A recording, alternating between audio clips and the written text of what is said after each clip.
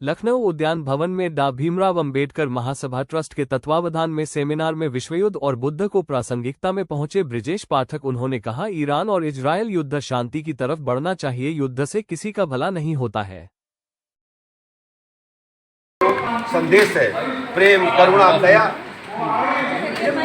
उसको हम लोग जन जन तक पहुंचाने का काम कर रहे हैं। इस समय दुनिया जिन परिस्थितियों से गुजर रही है, भगवान बुद्ध का संदेश, भारत की सनातन संस्कृति का संदेश पूरी दुनिया में जाना चाहिए कि भारत के लोग भगवान बुद्ध के पद चिन्हों पर चलकर सबको साथ रखना चाहते हैं। जो पहले हमारे पूर्वजों ने कहा है, अयम निजा परोबिता गणना न लघुचितिसाम उदार चरिता नाम वसुधैव कुटुम्बकम, हम वसुधा को परिवार मानते हैं और सब लोग एकजुट रहें। और यही बुद्ध का संदेश हम पूरे उत्तर प्रदेश की तरफ से अपने भारतवासियों को देना चाहते हैं।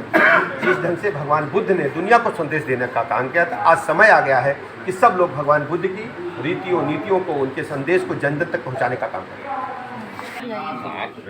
सर, डॉक्टर भीमराव अम्बेडकर महासभा द्वारा आज की जो स्थितियां हैं उसको लेकर आज एक सेमिनार का आयोजन किया गया है, क्या कुछ कहेंगे सर इस सेमिनार को लेकर? देखिए,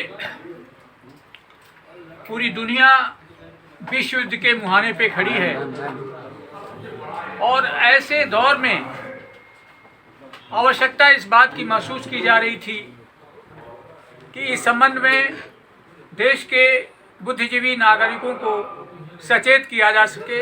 इसी की कड़ी में आज अंबेडकर महासभा ट्रस्ट ने सेमिनार का आयोजन किया। विश्व युद्ध के खतरे और भगवान बुद्ध की प्रासंगिकता। रूस और यूक्रेन के युद्ध ने पूरी दुनिया को परेशान कर रखा था। वह युद्ध लगभग 4 साल से चल रहा है, वह समाप्त नहीं हुआ और इधर इजराइल और ईरान का युद्ध प्रारंभ हो गया और उसमें दुनिया की महाशक्ति अमेरिका के भाग लेने से पूरी दुनिया में विश्व युद्ध का खतरा उत्पन्न हो गया है। और खासकर से उत्तरी कोरिया का जो तानाशाह है वह लगातार धमकी दे रहा है कि हम कभी भी अमेरिका के ऊपर हमले कर सकते हैं।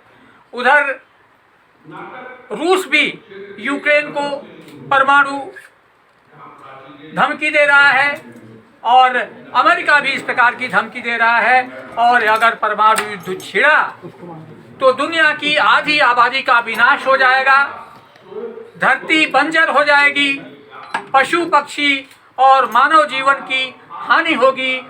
ऐसे समय में दुखप्रद जो प्रसंग है वह यह है कि हमारा जो यूनाइटेड नेशंस ऑर्गेनाइजेशन है, संयुक्त राष्ट्र संघ, वह पंगु हो गया है। और इसे ऐसे दौर में जो भारत है, जो हमारा देश है, जिसका नेतृत्व प्रधानमंत्री नरेंद्र मोदी जी कर रहे हैं, उससे दुनिया को बड़ी उम्मीदें हैं। और यह उम्मीद इसलिए भी है कि भारत बुद्ध का देश रहा है, जिसने पूरी दुनिया में शांति का संदेश दिया है। और यही कारण है कि भारत ने कभी विस्तार की नीति का अनुपालन नहीं किया, किसी दूसरे देश में आक्रामक नहीं हुआ, उसने अपनी सीमाओं को आगे बढ़ाने का काम नहीं किया, क्योंकि कहीं न कहीं बुद्ध की जो शांति है वह भारत के नागरिकों के संस्कारों में विराजमान है। तो बुद्ध की जो शांति है, जो करुणा का संदेश है और जो हमारी विश्व बंधु की जो कुटुंबकम की जो हमारी भावना है, उसी भावना के तहत आज हम न केवल भारतवर्ष के बल्कि पूरी दुनिया के नागरिकों से अपील करते हैं कि वे इस युद्ध का विरोध करें और किसी भी हालत में यह युद्ध समाप्त होना चाहिए, वरना ये मानवता समाप्त हो जाएगी, यह दुनिया समाप्त हो जाएगी। इस पूरे युद्ध में आप भारत की भूमिका कैसे देखते हैं? और क्योंकि अभी तक कोई युद्ध के समर्थन में या विरोध में कोई स्पष्ट भारत की विदेश नीति या पीएम मोदी का इस तरीके से बयान नहीं आया। दूसरा यह है कि युद्ध शुरू होने से पहले ही इजराइल से 2 दिन पहले पीएम मोदी लौटे थे। देखिए, जो हमारे भारतवर्ष की जो विदेश नीति रही है वह प्रारंभ से ही वह गुटनिरपेक्ष स्थिति रही है और भारत इस दौर में तटस्थ भी रहा है। और भारत हर समय से कोशिश करता रहा है, चाहे यूएन में हो, चाहे दुनिया के किसी भी मंच पर हो, वह युद्ध के विरोध में एक शांति का माहौल बनाने का कार्य किया है। और हमें उम्मीद है कि प्रधानमंत्री नरेंद्र मोदी जी के नेतृत्व में दुनिया से अपील की जाएगी और निश्चित रूप से इसके सकारात्मक परिणाम मिलेंगे।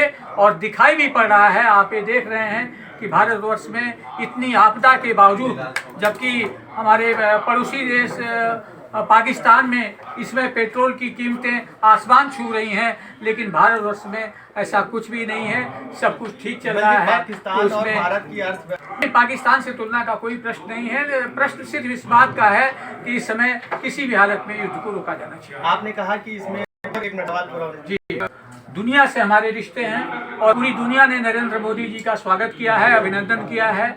और ईरान भी हमारा पड़ोसी मुल्क रहा है, अमेरिका से हमारे रिश्ते हैं अच्छे हैं, रूस से शुरू से हमारे रिश्ते अच्छे रहे हैं। ऐसे देश में केवल भारत ही एक ऐसा नेतृत्व है जो इस दुनिया के युद्ध को हस्तक्षेप करके रोक सकता है।